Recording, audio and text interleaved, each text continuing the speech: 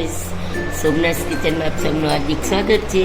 તો આજે આપણે બનાવવાના છે તીખો, ચટપટો અને મસ્ત મજાદાર નાસ્તો. તો એના માટે મેં અહીંયા છે ને ભાજી, જે આપણે ઇન્સ્ટન્ટ ભાજી બનાવી હતી ને પહેલાં, નેક્સ્ટ વિડીયોમાં તમે જોઈ શકો છો.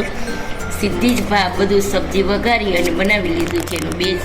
અને અહીંયા મેં ટોસ્ટ તૈયાર લીધેલા છે, બટર, અને આ મોજરેલા ચીઝ છે ને મોજરેલા ચીઝ છે ને આ ચીઝના પીસ છે, બે ત્રણ છે પીસ મારી પાસે. અને આ છે આપણે ઘરનો ટમેટો કેચઅપ. હવે આપણે છે ને ટમેટો કેચઅપ લગાવી લઈશું એક સ્લાઇસમાં.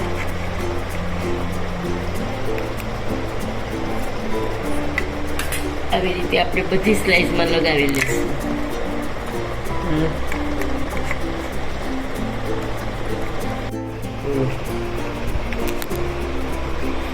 તો જો આગળ ચારમાં આવી રીતે લગાવી દઈશું, 4-5માં. આ પછી બનાવશું આપણે જે તવામાં સમાય ને એટલું બનાવી લઈએ. ઓકે, જો આપણે ટમેટો કેચઅપ લગાવી દીધું. હવે આપણે ઉપર ભાજીનું બેઝ લગાવી દઈશું, બરાબર. એવી રીતે મેં અહીંયા બધા તૈયાર કરી લીધા છે. અને ઉપર થોડો ટમેટા કેચઅપ લગાવી દઈશું એટલે સ્વાદ સરસ લાગશે. હવે આપણે ઉપર મોઝરેલા ચીઝ નાખશું.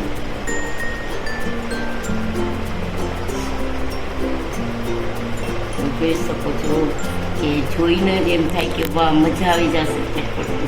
રોહનભાઈને આજે થોડું તીખું, ચટપટું અને આમ મસ્ત કંઈક ખાવું હતું, તો મેં કીધું ચાલો આ જે આઈડિયો આવ્યો તો આપણે આ બનાવીએ, જોઈ કેવું લાગે છે. હું પહેલી વાર જ બનાવું છું એટલે લાગશે તો સરસ જ, કારણ કે આમાં ચીઝ ને બધું આવે એટલે સરસ જ લાગે. હવે આપણે આ ઉપર ચીઝ છે ને એ ખમણી નાખશું.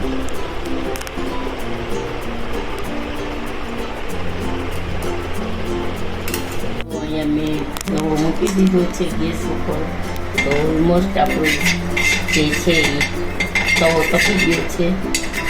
તો અહીંયા હું બટર નથી તો ઘી અને ઓઇલ બે મિક્સ કરીને લગાવું છું.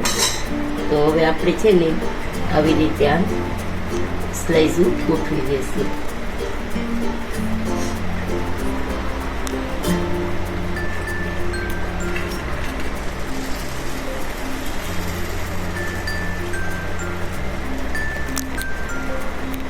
તો 6 સ્લાઇઝ તો માંડ આવશે આપણે.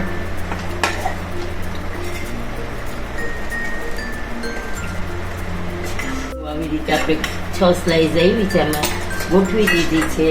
હવે આપણે આની ઉપર ઢાંકણ ઢાંકી દઈશું. પણ આ છે ને આઈ થિંક અડી જશે, તો નહીં, આની ઉપર બીજું કંઈક ઢાંકી દઉં.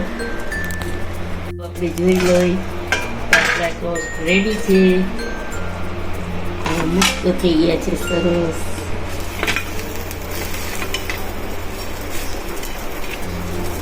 એકદમ ક્રિસ્પી થઈ ગયા છે. તો જુઓ ગાઈઝ, આપણો નાસ્તો ટેસ્ટી, ચટાકેદાર, તીખો અને ટેસ્ટી નાસ્તો તૈયાર છે. તો આજનો વિડીયો તમને કેવો લાગ્યો તે જરૂરથી જણાવજો. સબસ્ક્રાઈબ કરજો, લાઈક કરજો, શેર કરજો, તમારા ફ્રેન્ડ સર્કલમાં શેર કરજો જરૂરથી. તમને નાની ઉંમરનાઓને બધાને આ ટેસ્ટી નાસ્તો એકદમ ક્રિસ્પી છે, જોઈ શકો છો. ખાવાની મજા આવશે તો જરૂરથી શેર કરજો અને કમેન્ટ બોક્સમાં જરૂરથી જણાવજો કે આજનો નાસ્તો તમને કેવો લાગ્યો. જય શ્રી કૃષ્ણ.